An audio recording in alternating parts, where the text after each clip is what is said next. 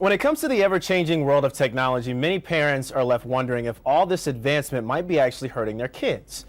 The annual issue of Real Simple Family shares tips on the best way to manage your kids and technology. Here to talk us through it.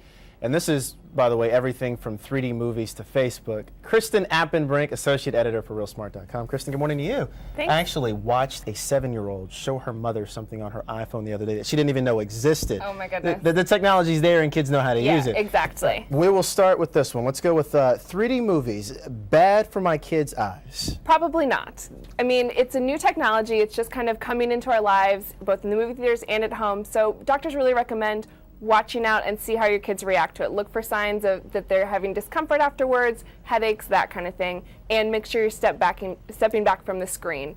As the pictures fuse together, that's what puts a strain on your eyes if you're really close to it. So that would explain some of the headaches that adults and kids get after watching the movie. Should my child's teacher or coach be his or her friend on Facebook? No, that's a line you need to draw. Basically, it's too casual of a conversation, and it can facilitate things that aren't appropriate. So if coaches or teachers want to post assignments or anything like that on the web, have them use Blackboard or uptous.com. They're easy sites that have a little bit more structure. Something that keeps that educational foundation going. Exactly. Is it poor etiquette to allow my child to play with his or her Nintendo DS or my iPhone at a restaurant? At the restaurant. You know, it kind of depends on the situation. If it's a fancy restaurant or you have company, or you're with another family, that kind of thing, the game should stay at home. But if it's like a family restaurant where you're going to be writing on the tablecloth anyway, then it's okay to have the DS out. Just make sure that they have the sound off, no headphones, and when the meal comes, the games need to be put away. And that kind of goes for adults too, with the texting and taking phone calls. Exactly. I'm a little guilty of that myself.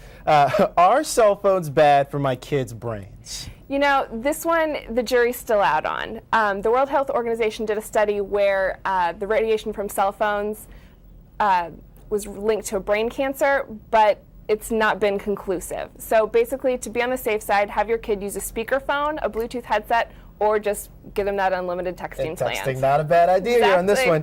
Is it okay to write about my kids on a blog?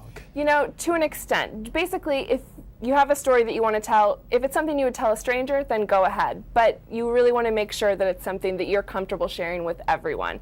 And basic guidelines: limit names, places, locations, schools, and don't write anything embarrassing about your tween or teen. Right. They'll thank you for it. Yeah, exactly. Oh, I went out shopping with mom for new underwear last week. Not a good thing. Not a good thing. We'll stay with the blogs here. Is it okay for my 8-year-old to start a blog? It's actually a great thing for them to do, so long as it's in a controlled environment. They can share accomplishments, work on their writing skills, kind of learn about telling a story.